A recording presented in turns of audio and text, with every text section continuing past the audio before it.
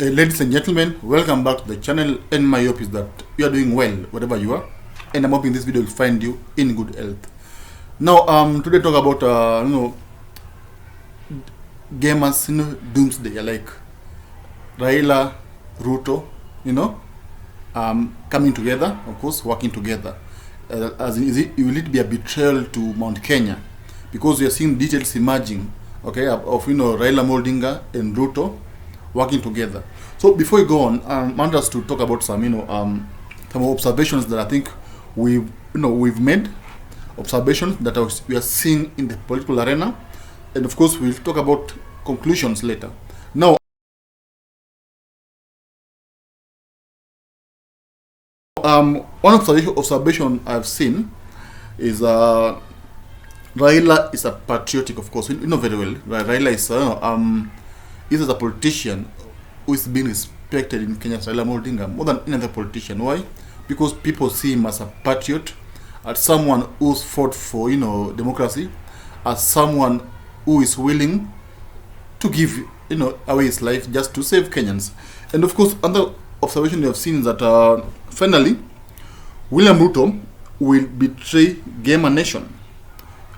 As in, in politics, as you always say, there are no permanent friends, no permanent enemies. In politics, everything is personal. Like, as in everything is, as in the politician, they don't have permanent friends. Like, no one ever imagined that Uhuru Kenyatta would campaign against Ruto.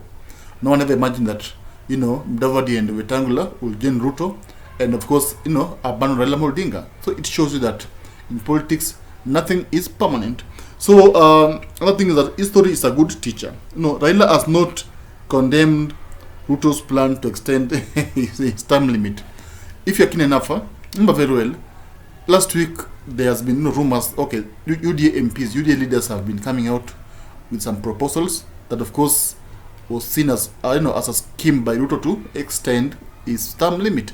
Remember there was a member of parliament who came out and said that you want to replace the term limit with age. And of course, people saw this as as a scheme by Ruto to, of course, extend his term limit. Okay, he's trying to use his member of parliaments to, of course, prepare Kenyans of the plan of the impending plan that is coming. Now, the past tells the future. Look at the way Ruto and Uhuru Kenyatta had their marriage, political marriage. Ruto and Uhuru Kenyatta signed a pact in 2012, and of course this went well till 2017, and of course things began falling apart in early 2018. So no one ever expected that Ruto and Uhuru Kenyatta would campaign in different camps the way they did. Uhuru Kenyatta campaigned for Raila Moldinga, Ruto campaigned for Ruto was on his own. And remember very well, even the political history, you've seen the betrayal. Like, you've seen people changing, For example, we won't be shocked to see Ruto extending his hand to Raila Moldinga and, of course, abandon Gachagua. Because I believe that Ruto has got no respect for Gachagua, if you ask me. Why? Because, remember very well, the issue of the office. Gachagua was supposed to, the office, the Rambe House office. Mudavadi was supposed to occupy the office that was, of course, meant to be Gachagua's office, but Ruto wanted Mudavadi to occupy the office, and of course this did not go well with Gachagua. And what did Gachagua do? Gachagua took the office by force. He waited for the president to fly abroad, and he went, of course, and took the office. And of course there has been allegations that there's been rumors that Gachagua and Mudavadi are not good friends, all because they are fighting. Okay, each one and one of them want to be recognized as the second in command. So Ruto's survival largely depends on Gema nation. That's a reality. If it weren't for Mount Kenya, Ruto wouldn't have been the president right now. Mount Kenya are the ones, central people are the ones who voted for Ruto. Actually, they are the ones who enabled him become the president. Okay, because Ruto amassed a big number of votes from Mount Kenya. That's how he defeated Raila Moldinga. So Ruto knows very well that he needs Mount Kenya, of course, to survive. So in a case whereby Mount Kenya people will not be satisfied with his leadership, of course they will, they will revolt against him. So what will he do? Ruto will, of course, extend his hand to Raila Odinga. Remember very well, in 2018, 2019, Uhuru Kenyatta, there was some division in Jubilee, and Ruto and his troop wanted to impeach Uhuru Kenyatta. That's according to what we've been hearing. And what did Uhuru do? Uhuru extended his hand to Raila Odinga, and of course, he was forced to work with Raila Odinga. Why? For survival. Because he knew very well that Ruto would pass a motion in parliament to impeach Uhuru Kenyatta. So Uhuru knew very well, if at all he has Raila Odinga on his side, then Ruto will not fight him. Will not succeed in embarrassing him. That's how Uhuru Kenyatta worked with Raila, just for survival. Okay, just for survival, nothing else. So it is clear that only Raila Odinga can save Ruto as per now, at the moment.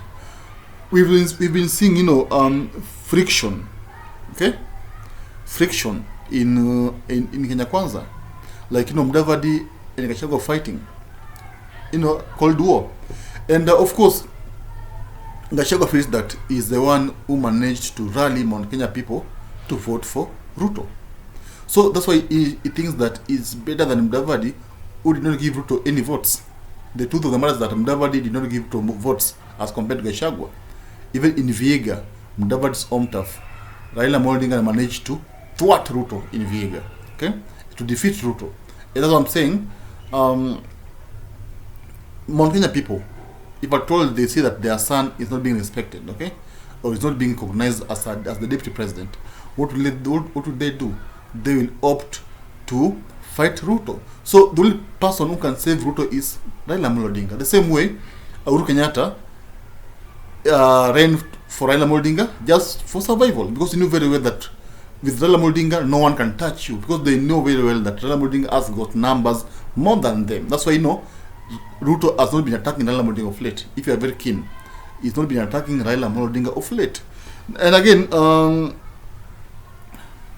Ruto and Raila, of course, will have a ceasefire. We know very well they work together, and of course they will not be, they don't fight each other. Yeah, in politics, Raila of late, Raila has not been attacking Ruto. Okay, because in politics, it's all about interest.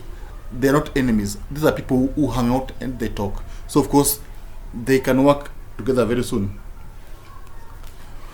It is clear that Kikuyu people, okay, the marriage between Kikuyus and Kalenjins, as in, there is no trust.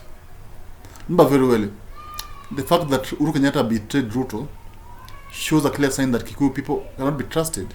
The same way Kalenjin cannot be trusted, because even Ruto wanted to impeach Uhuru Kenyatta. So there's tension between these communities, okay, these big communities, and of course this shows you that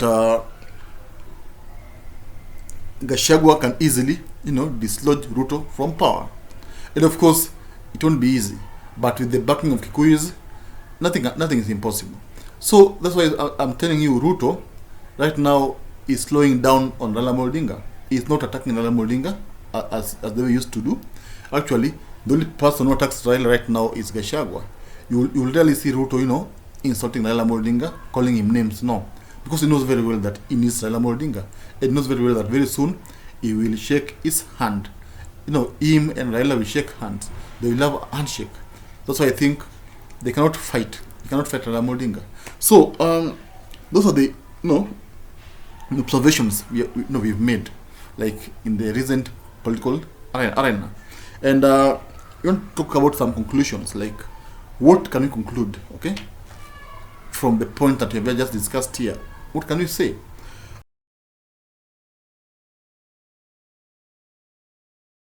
One is that Baba has worked with Moi, of course, Kibaki, and Uhuru Kenyatta. And of course, nothing will stop him from working with Ruto. is the reality.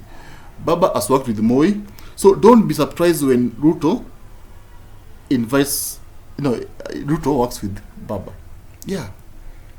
Moi worked with Baba, despite him, jailing Baba. Remember, Baba was jailed for 6 years, 8 years. Okay? But they worked together. Kibaki worked with Baba.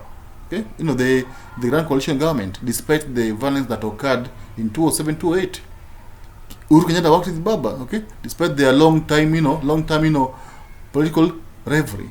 So Ruto will work with Baba. That's why I think you will not see him, fighting, fighting Baba.